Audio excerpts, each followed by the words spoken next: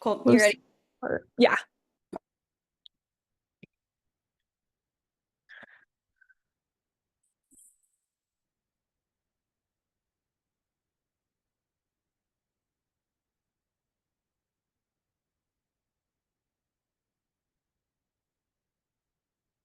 Mhm. We're going to start at 5 past. So as you arrive, take your time just transitioning from whatever you were doing before to arriving. Whatever that looks like for you, maybe noticing how your body's feeling, if you need a blanket, if you need a sweatshirt, maybe taking off a sweatshirt, if you need something to eat.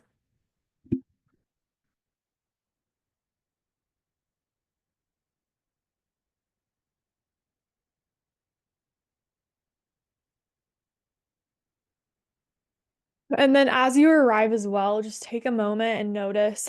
We'll do a grounding once we begin, but just noticing if there's anything that you can do right now to support your body more, whether it's stretching or adjusting or changing positions or whatever it is.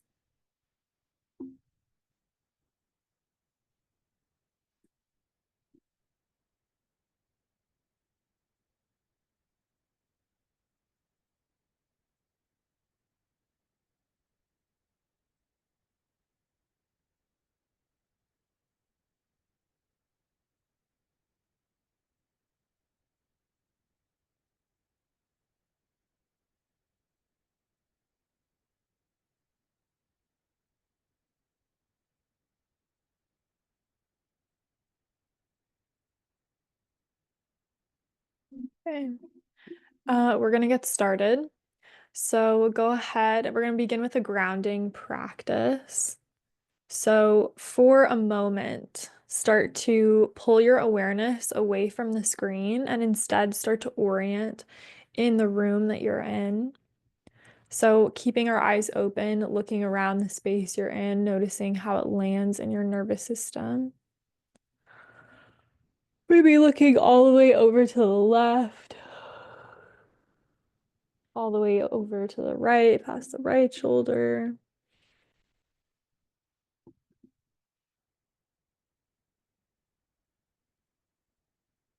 And just noticing how the space you're in lands in your body. It might cause some activation. It might resonate with some softness and just really noticing and getting curious about how your space feels in your body.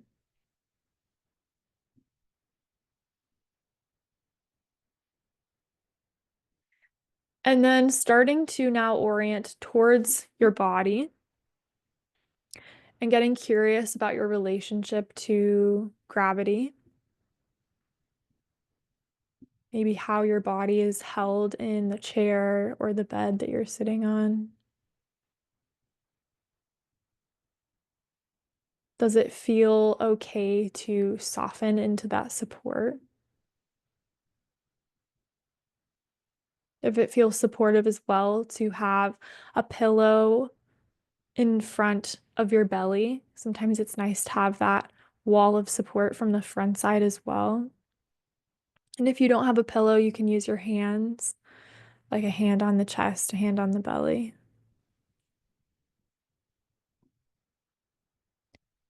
Just noticing what is present right now in your body,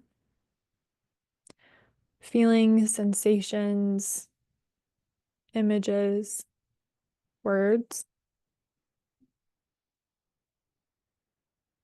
and just welcoming it all. And then as I bring up this topic of anger, so we're here for this workshop today, understanding anger. So just notice what arises for you as I even introduce this word. What happens for you sensationally? Is there places that open, soften, constrict, tighten? what kind of words come forward, images, stories, and so on. And then whenever you're ready, blinking the eyes open and really allowing your body and your eyes to take in the space that you're in. So whatever it was that you felt coming up, just acknowledging that, and then also noticing the space that you're in.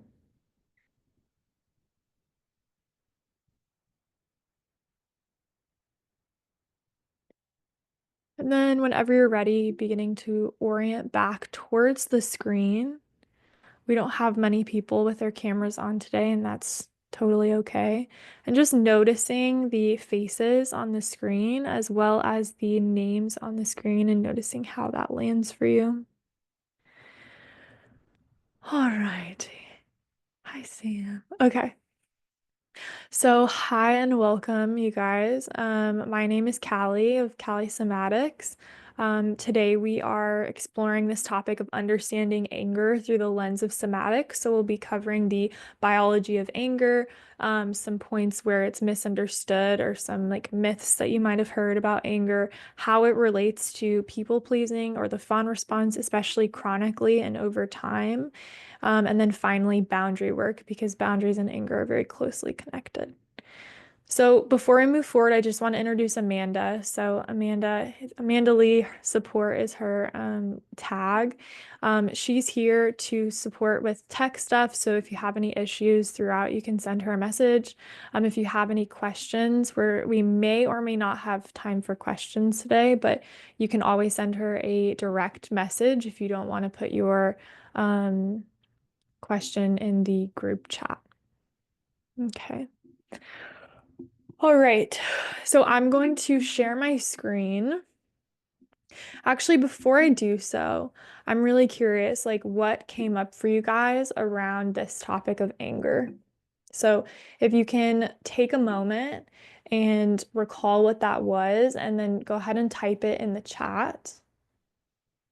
And like I said, you can always message Amanda directly for this, and Amanda will read through your responses. So what came up for you sensationally? Images, words, beliefs, thoughts, stories. My hands ball up into fists.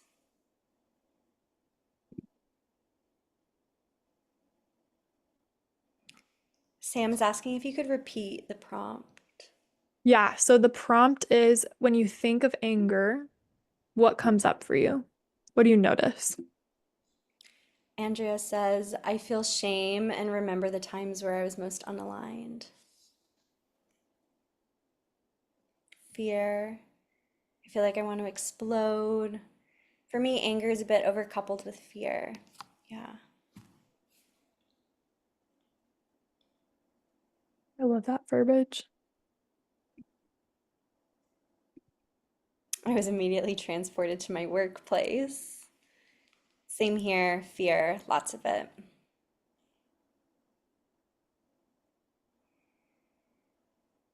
Okay, perfect. Thank you guys for sharing. We're going to touch on this idea of overcouplings around anger. And then I'm going to share my screen. Okay, yeah, it only took me like 3 years to do this smoothly. Okay. So, like I said, just briefly orienting you in this workshop, we've done grounding. We're going to explore the biology of anger, anger and fawning, some somatic practices for boundaries, and then question and answer, maybe. All right, so take a moment and I'm about to give y'all some information. So just take a moment and prepare kind of to absorb this information. That gets slightly technical. We're going to be talking about the nervous system, the different parts of the nervous system. This might be a review for you, it might not. So just know that that's what we're about to explore. Okay. So this is grossly oversimplified, but that's okay. So we have two sides of the nervous system, and this, like I said, is very oversimplified. So it looks like black and white or red and blue, but really this works more along a scale. So we fluctuate back and forth. Ideally, we experience some mobility between these two states and along this spectrum. So just know that as I'm talking about this, it's not always black and white. So we have two sides to the nervous system. We have the sympathetic and the parasympathetic. So the sympathetic here in red is known as the fight or flight side of the nervous system.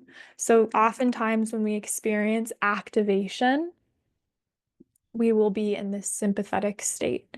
So essentially what the body is doing in this fight or flight sympathetic state is it is preparing to mobilize. So mobilize means move. So that can look like explosive energy. It can look like yelling. It can look like running away. And when it comes to survival situations, and I think oftentimes this side of the nervous system's kind of boiled down to these like stress responses, but really in the sympathetic, it just really means activation. So when you're cleaning your house, when you're at the gym, when you're having sex, anything where you are requiring energy and a certain amount of activation, we are experiencing some spectrum, some side of the sympathetic nervous system. So the heart rate increases, the palms might get sweaty, more energy goes to the arms and legs. And then we have the parasympathetic nervous system. So in the parasympathetic, this part is known in blue as the rest and digest. So in the sympathetic nervous system, a lot of our resources and energy get allocated to our extremities, right? So we can punch, we can move, we can run. In the parasympathetic, the energy that was going towards mobilization instead gets allocated towards, for example, digestion. And that's why oftentimes, like as a yoga teacher at the end of a class in Shavasana, I would hear people's stomachs gargle because we're starting to move from a sympathetic state. Like if we're doing a vinyasa class, now we're moving into this parasympathetic where energy is able to go to the digestion. So in this state, it's more of a restful state. I'm not going to get into there's even with this, there's a lot of division among, parasympathetic and sympathetic theories, but we're keeping it very simple today for the sake of simplicity. So, when it comes to stress responses, like I said, we have our fight and flight response. So these two, like I said, are very explosive. They require a lot of energy. They require a lot of mobilization. And so these two are part of the sympathetic nervous system. So the fight response, and we're going to do a bit of nervous system mapping as I explain these. You may have done this before in a previous workshop of mine, and that's totally okay to get curious about how this evolves for you over time.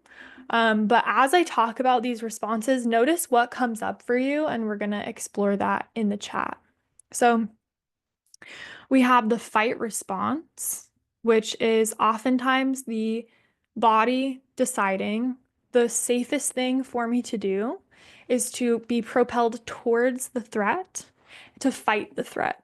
So a lot of times there's a lot of upwards energy. It might be energy going towards the arms, screaming, facial energy in the face, ooh, intensity, confrontation. And this is where anger lives. So as you're even thinking about this response, this fight response going towards the thing that's threatening you, start to notice what comes up. How do you experience the fight response? And you can take a moment, notice that, jot it down if you are taking notes, and then go ahead and put a few words in the chat of what is coming up for you around the fight response. And take your time.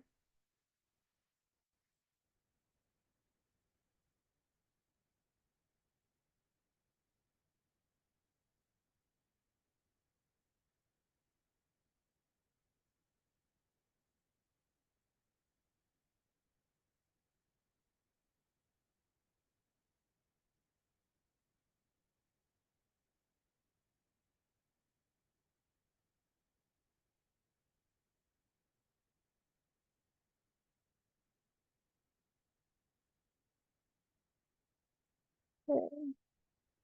Amanda, do you mind reading? I don't know if there's anything coming up in the chat, but Nothing yet, but I'll read it when they come. okay.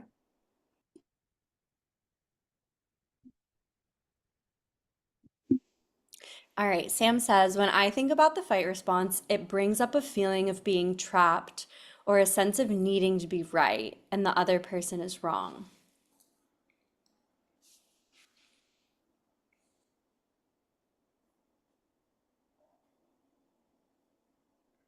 Your observation.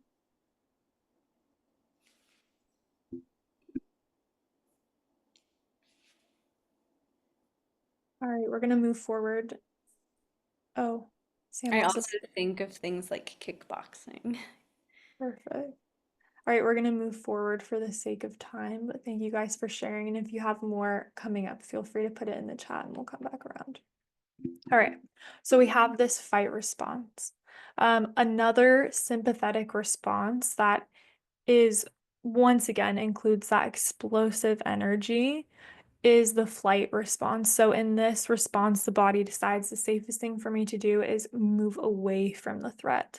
And so oftentimes this looks like a surge of energy going downwards towards the legs to fuel this mobilization away.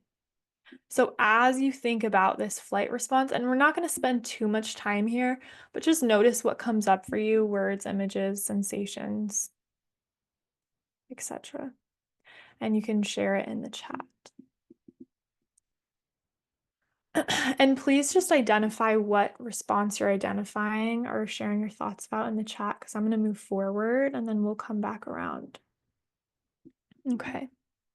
So we have the freeze response. So when we are talking about the state of the nervous system, there's some debate about freeze. I've heard different theories that freeze can be a sympathetic freeze where it's very active and clenched.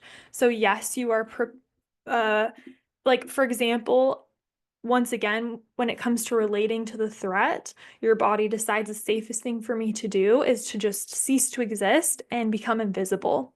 Not say anything, not look at anyone, not make noise, just cease to exist, essentially. There's often a factor of dissociation, which is known as like the savior response, where it takes you out of what you're experiencing.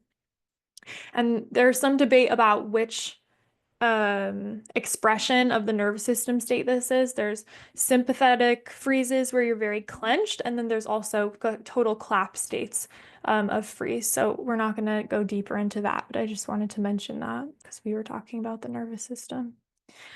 And as you notice freeze, as we talk about freeze, there's some words here: dissociation, numbness, shutdown, low energy. Just notice what comes up for you. Feel free to share it in the chat.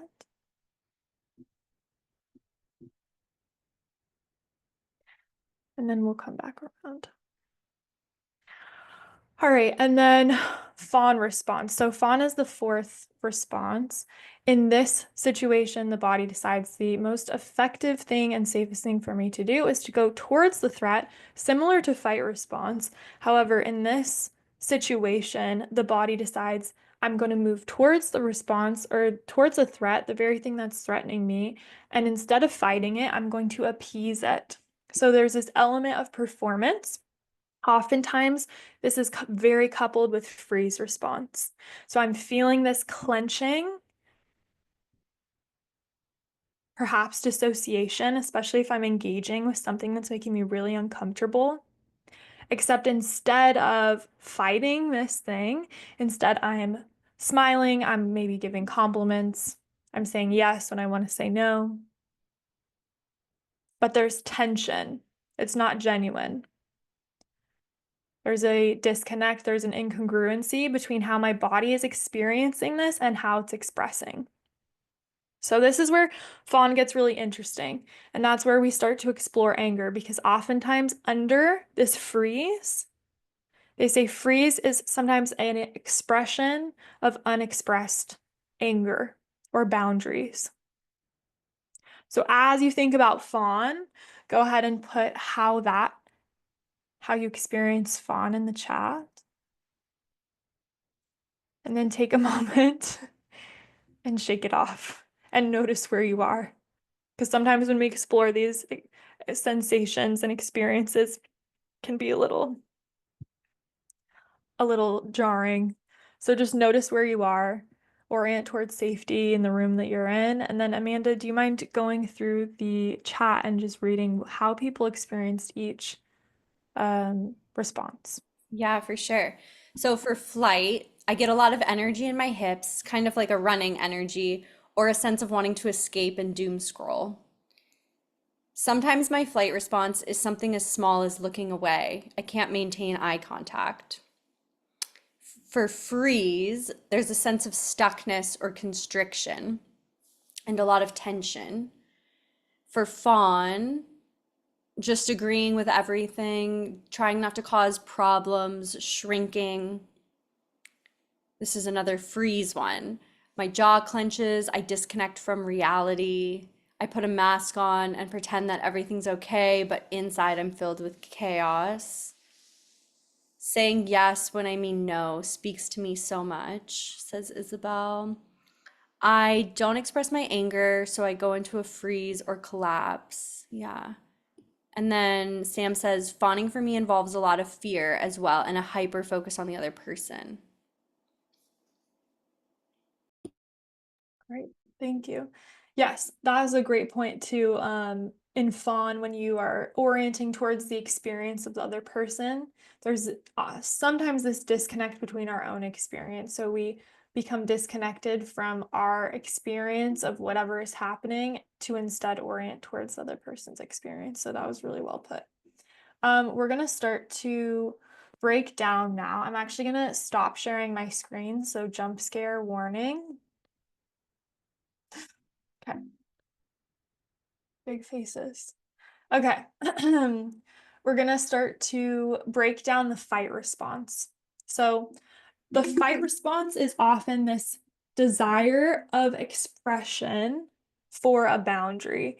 A Chinese medicine practitioner once told me that anger is this gift from the body, because it's a spark to create change and to take action. So, like they say in Chinese medicine or traditional Chinese medicine, um,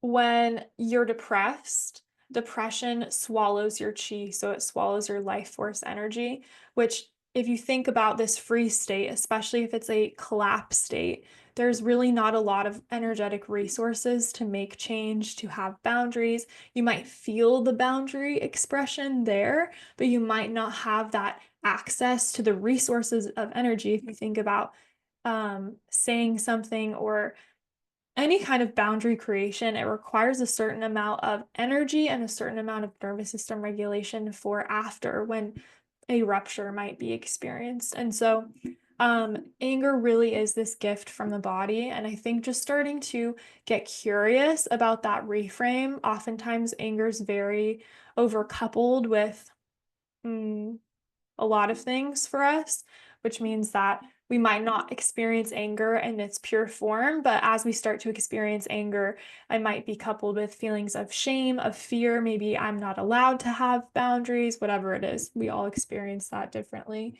But just starting to get curious about anger as this gift from the body, that perhaps a boundary is crossed or a need is not being met. And then further, here is the energy to create that boundary or fulfill that need. And then I'm just going to orient towards my notes.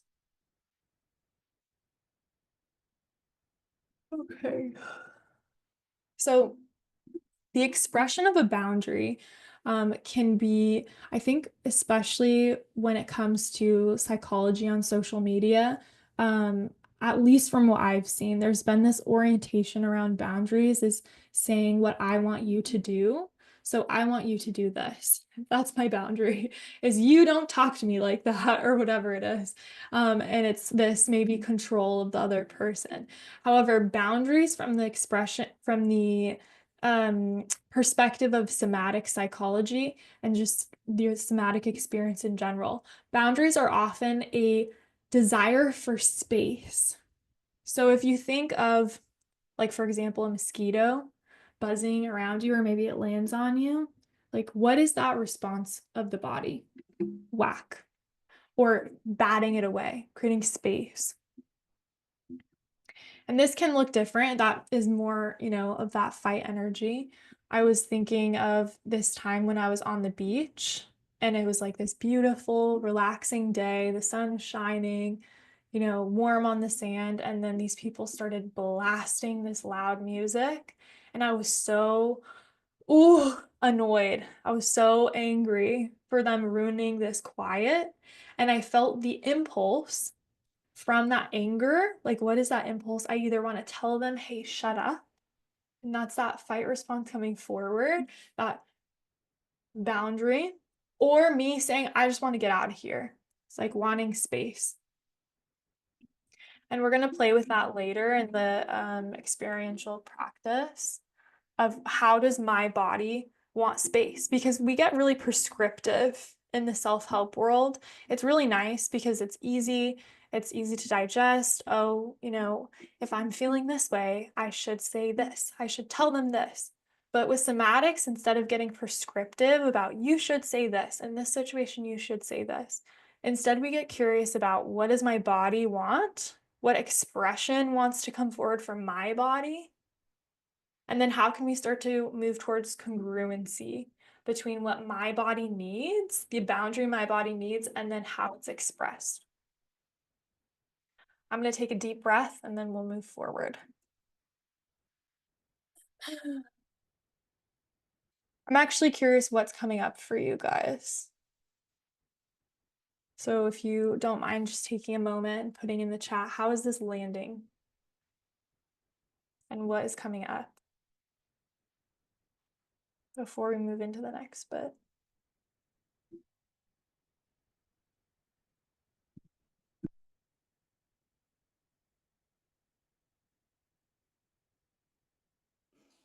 This inspires me to be more curious and aware of my body and my needs.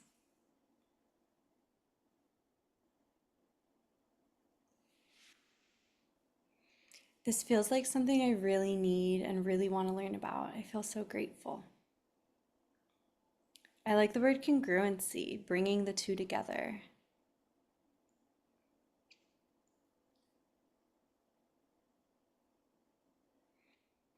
I really like the framing about being curious about how we want space. Mhm.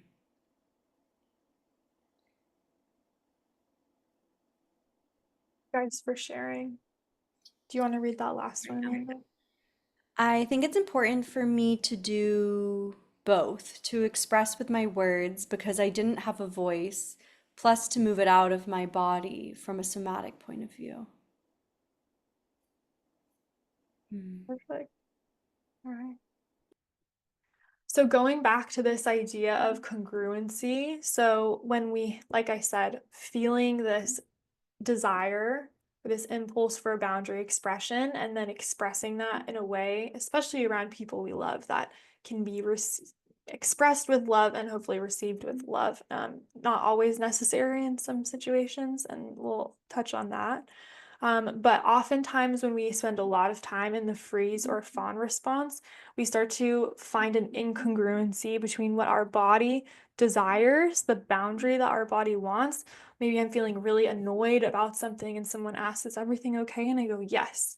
So we have this incongruency between the anger of the body, which anger and annoyance and frustration, we love to see it.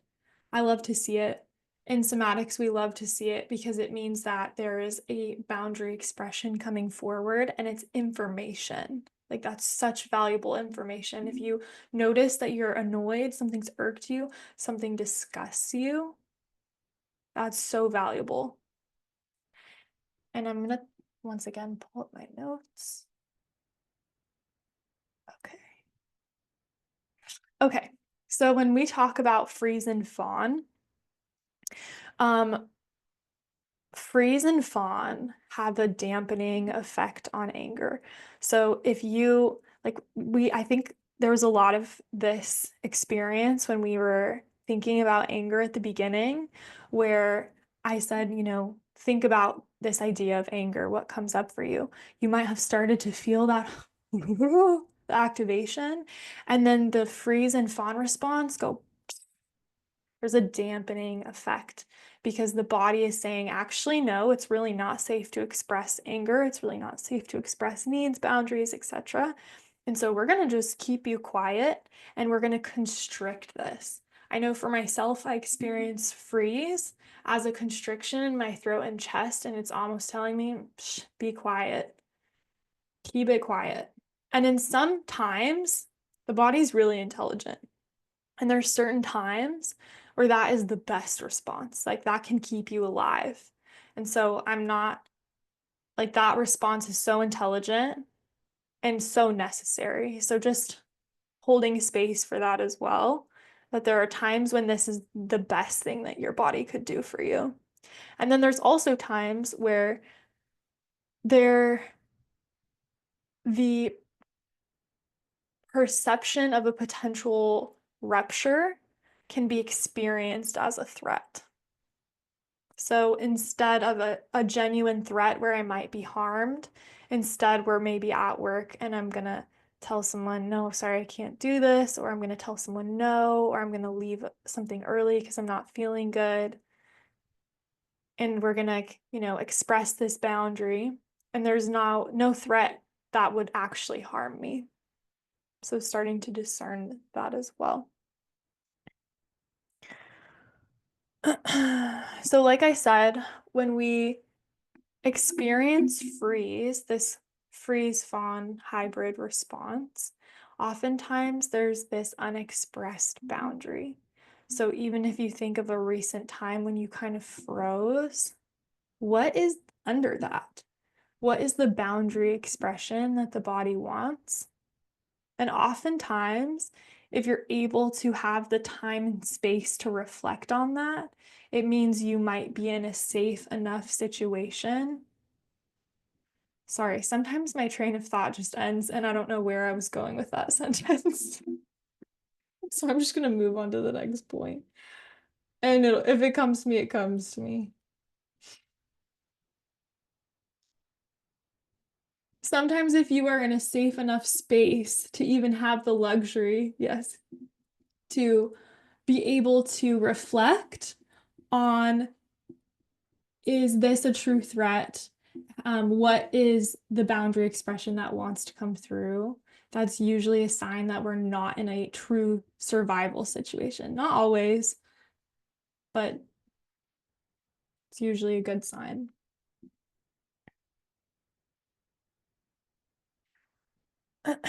Okay, one thing that I would love to touch on is that, and this is something I've experienced myself as well as seen a lot of times, is that those of us who have spent a lot, I'm actually going to bring back up the chart. So just know I'm about to transition back to this slide.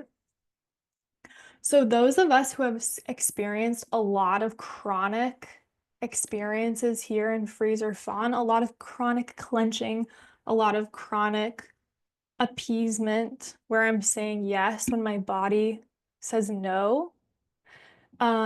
There can be, so we're experiencing this anger, this irritation.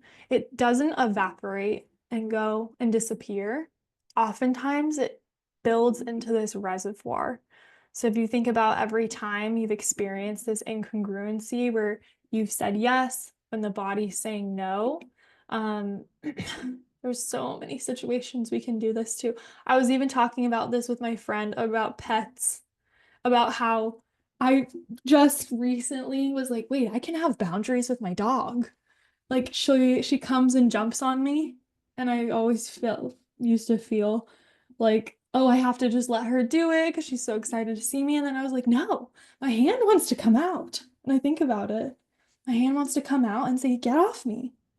And so now I have some boundaries with my dog, but it's we are so we can get so used to overriding this response that we don't even think about how pervasive it is. So we have years and years of swallowing, suppressing, freezing, constricting around our nose. and our anger, annoyance. And like I said, that doesn't disappear, it goes into a reservoir. And what I've seen happen, which is where I was beginning this thought, is that there can be a lot of like an overswing. So if we've spent a lot of time here, all of a sudden, there's so much rage, so much anger that it swings from freeze to explosive sympathetic into a rage response. And rage is often, because it's such a huge expression of anger, it's often dissociative. So it might be big.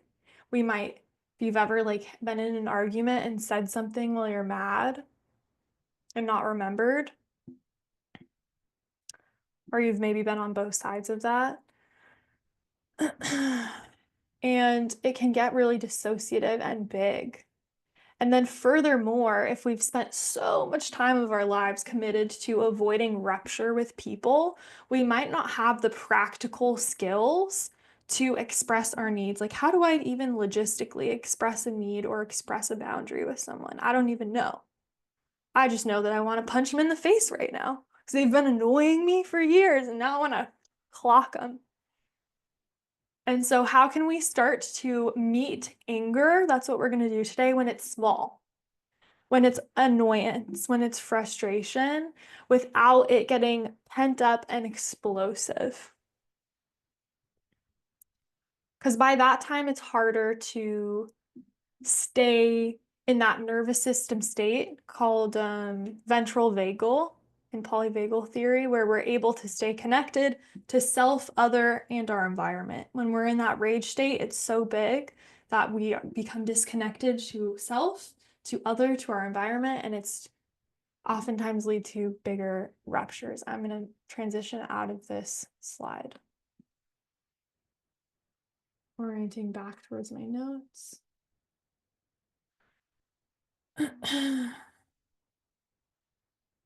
Okay. So one last note before we move into the experiential practice is how can we start to find a space where we can hear our body's cue, notice the boundary needs. So notice what is the impulse, what is the urge, what is the expression, and then implement it. So it is a practice. I just want to say this because I think all of us are learning, me included. Like it's, life, what is it? Life is the classroom. Especially if you spent so much, if you committed so much time fawning and avoiding rupture. When you start to meet rupture, it can be difficult and it's a practice. So just know that and let yourself be messy as you experience this. Because if we start to get really tight and rigid around, oh, I need to do this right, and that can bring up shame, and shame is often experienced as a freeze response. So we're trying to keep compassion for ourselves and others, and just get really curious about what we're feeling, what our body needs, and how can I express this. It's like very experimental. Okay, so let's do a quick little feelings check. How's everyone doing? How's this landing? What are you noticing? Welcome, Emily. And go ahead and drop it in the chat. And then we're going to move into the experiential.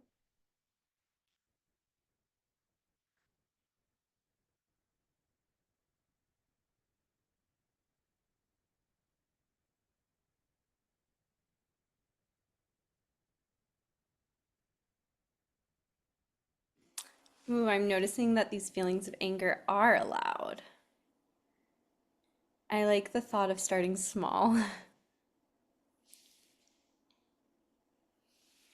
I've been trying to build a new relationship with anger after many years of pushing it away, and it's been a hot mess. LMAO.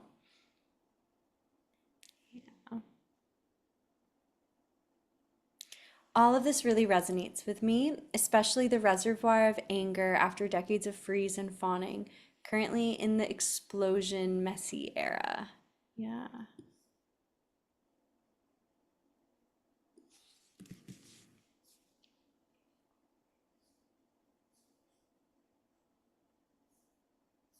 I'm glad I'm not alone.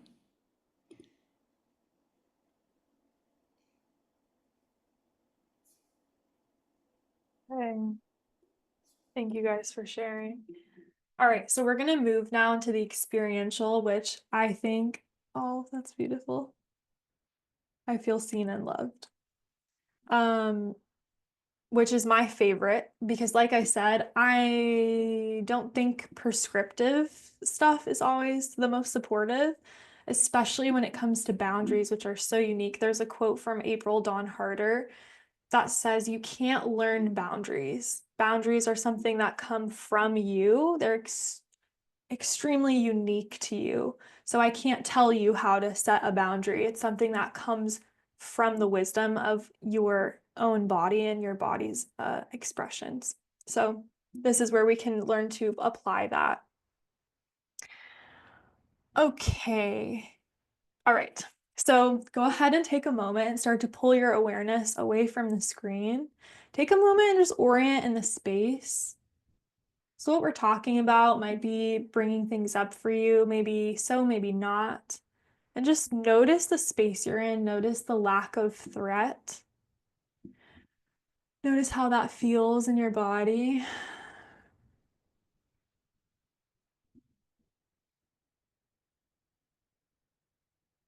And then go ahead and start to orient towards your body. And we're going to get curious about a recent time when you felt annoyed. And for the sake of this experiential, a little suggestion to try to keep it small. Sometimes the body has other plans, and that's totally fine. But just thinking of something where you felt annoyed or frustrated. And notice, how am I experiencing this somatically? So, what is coming up for me sensationally? What am I feeling in my belly, my chest, my arms, my pelvis, my throat? Am I experiencing some constriction or freeze? And if so, that's great and totally welcome. And we're going to start to get really curious about the boundary or the expression that the body wants. And before you do it, just notice the urge and the impulse. And how do you know that your body wants this expression of a boundary? It might be an arm out, it might be turning away, it might be saying something. And then whenever you're ready, go ahead and do that expression. And everyone's mic is off. Yes, middle fingers. That's my favorite one. And whatever you do it a few times slow. So Emily was doing the middle fingers, which is actually my favorite mudra. So doing that a few times slow, staying connected to the breath. I'm right here with you.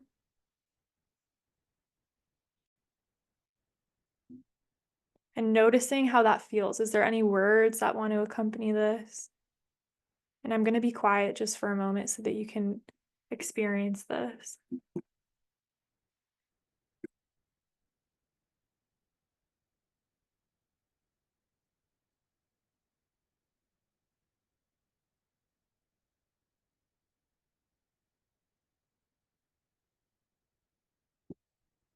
And then once you've expressed whatever it is, done the gesture, said the words, turned away, whatever it is, go ahead and take a moment and just notice what is coming up for you.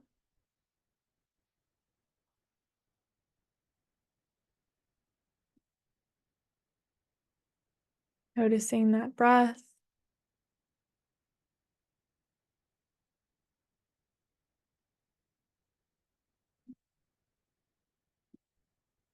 Maybe taking some notes of how that felt for you. Sometimes, like I said, this isn't prescriptive. Really, I feel like nothing should be. So just because you've done this, doesn't mean you're going to feel better or more calm after. You might actually feel more activation. And if that's the case, I encourage you after this to maybe do this practice a few more times on your own until that expression feels complete. And that expression might change. And as you do this on your own later, remember to just stay connected to the space you're in. So, like staying connected to, okay, this safe space I'm in. Yeah, orienting around. And noticing maybe you do feel a sense of completion and calmness or satisfaction or justification. And then we're going to take a moment and really get curious about this. So we've acknowledged the expression the body wants without bypassing it, right? Like there's people in somatic experiencing, and I've done this myself, where in a session, I'm like beating the crap out of someone. Not in person, right? But I'm experiencing getting their hands in my, or their hair in my hands and slamming their face into my knee, and it feels great. And we do that in sessions, we don't do that in person, right? Because the body needs that expression. And how can we start to also get curious about uncoupling anger, me feeling anger or me feeling the impulse to beat someone up with being bad? It's not me that wants to beat someone up, it's my body. My body needs that expression. And so acknowledging this desire, this impulse, this expression, this gesture, this is what my body needs. And then we do it at home in a safe space so that we can metabolize it and get that, okay, the expression gets experienced. And then how can I translate this?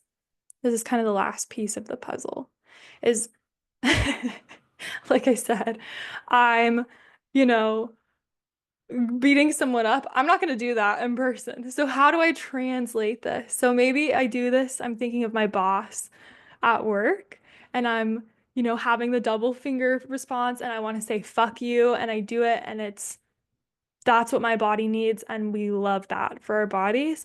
And then how do I translate that to work? So what is the boundary that's there? The boundary is no. I can't take this project on. Absolutely the fuck not. Or maybe it's I'm thinking of someone that's trauma dumping. I don't know. And instead, I just turn away. That's the desire that my body has. Turn away. So how can I translate that to an actual interaction? Hey, I can't really hear this right now. Or maybe, oh, I have to go. Serena van der Woodsen, I have to go, you know? And so how can I start to apply this? And sometimes, because I'm using the word appropriate, how can I apply this to the appropriate situation? Sometimes the full expression is the appropriate response. Because we did this workshop recently with my Bali retreat women, and one of them was telling us about a time that she was followed by a man at night. And she screamed at him and she said, like, get the fuck away from me. And sometimes that response, oh, I just got chills. Sometimes that response is the appropriate response. So I just want to introduce that too. So, yeah, I got chills. So, as you think about what came up for you, I'm really curious. What came up as the expression that the body needed? And then how can you translate that? So go ahead and take a moment and think about that. And if you can share it in the chat, I would love to see your guys' responses.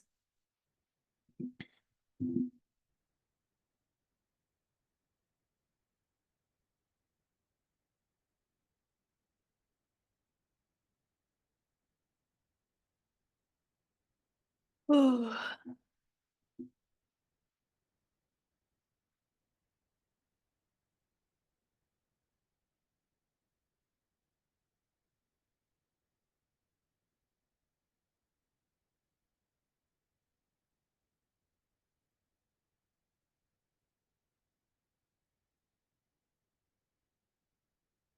So what response did my body need What sensations did I feel? What expression was desired? Sometimes it's like just literally turning away too. And then how can I translate that?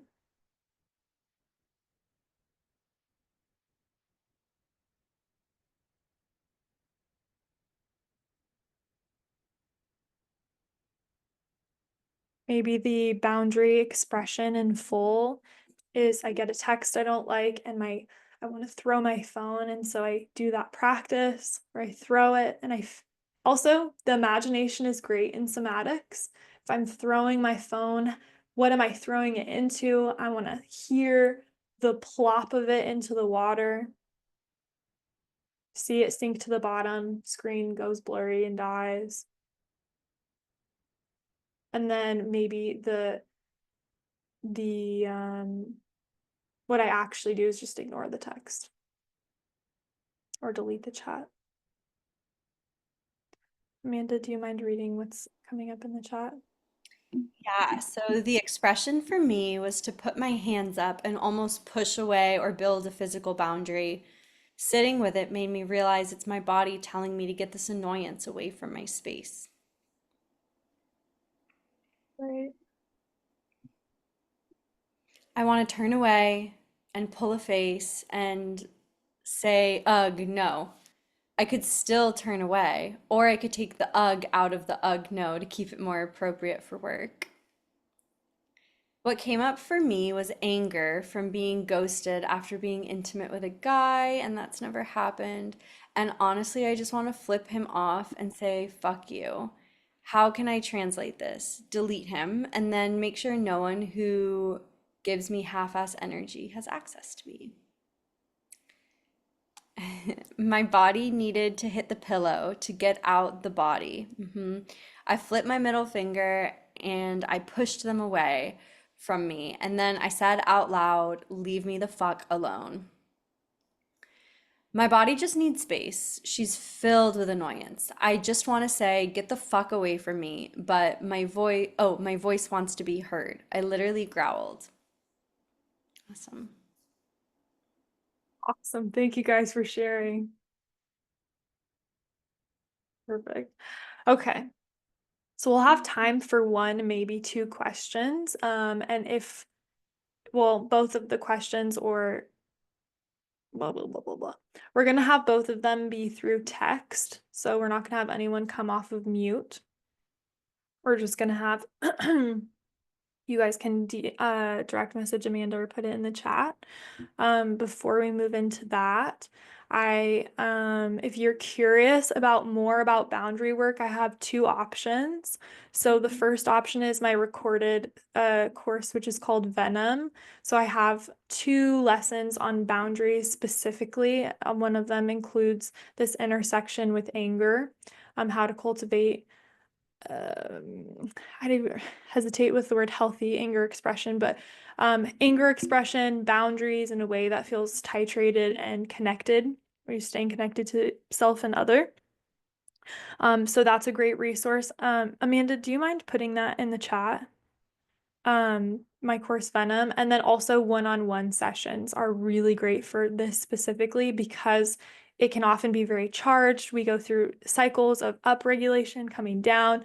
So I offer one-on-one sessions on Zoom, and those ones are they're really fun and really cool. So that you can find in the link in my bio on all my socials.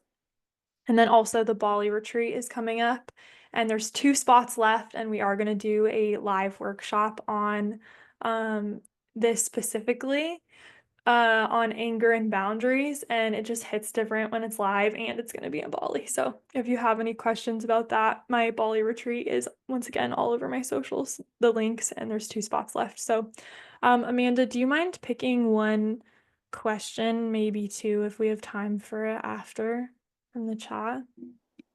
Yeah, totally. So we only have one question so far. It's from Emily. She asks, how do you actually respect your boundaries around your family who might not understand? And then how are you able to regulate and not be so fucking overwhelmed by their energy? It's almost like they get upset when you set a boundary. Okay, that's a cool, that's a great question. Um, what's coming up for me just from your question is the can you read that last bit again, Amanda? The like second part? You said overwhelm. Yeah, how do you not be so overwhelmed by the family not accepting your boundary? Yeah. So, when it comes to boundaries around family, I want to just first acknowledge that I feel like those can be extra sticky because there's so much history and so much expectation. So I often say, like, if you've spent your whole life as this person in the fawn response or really good at fawning, we're constantly appeasing, we're constantly avoiding rupture. We oftentimes accumulate people and friendships and attract people that really like having someone who's very, doesn't, who avoids rupture and appeases.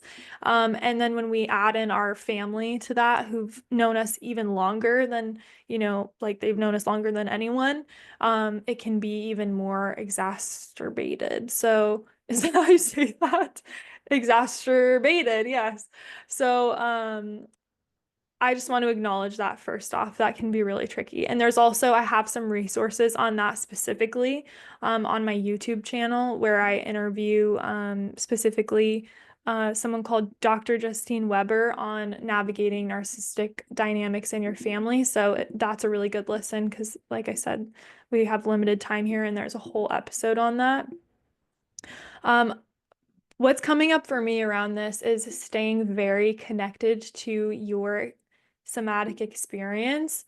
Um, so they often say that, especially if we're really good at fawn and freeze, we might not have access to what we're feeling in the moment. So, like, let's say I'm talking to a family member and I'm feeling a lot of constriction and da da da, and I'm feeling all these things. I might not have access to a boundary expression in the moment, or even knowing, like, oh, that made me really uncomfortable. So, we might not have access to that until after. And so, like, let's say do get access to that afterwards. I go home and I go, what the fuck was that? That was a shit show. And I really did not like spending that much time there. I really did not like talking to this person, or I really did not like that topic. So whatever it is, like let's say you notice that we're dealing with the anger, we're doing that practice that we just did, that somatic exploration, and I notice I have this boundary for space. The thing that I like about somatics is that it makes me very sure of my experience and my needs. And so, unfortunately, and I know what you're referring to, when people, there can be pushback. There's not really anything we can do to control that. But I think just knowing with certainty, like, that's okay that you don't like this, but this is what my body really needs. And I'm really sure of that. I'm really sure I can't stay the whole party, or I'm really sure I can't listen to you right now on this topic. And just advocating for your body. Like I said, kind of when we were talking about anger, it's not me. I wish I could sit here, sit my ass down in a chair and listen to you, trauma dump all day long, but my body can't. It's like they call it throwing your body under the bus. Like if I sit here longer, I want to listen to you, only if it's true. I do want to listen to you, but if I keep sitting here, I'm gonna get a headache, and I don't want that for my body and myself.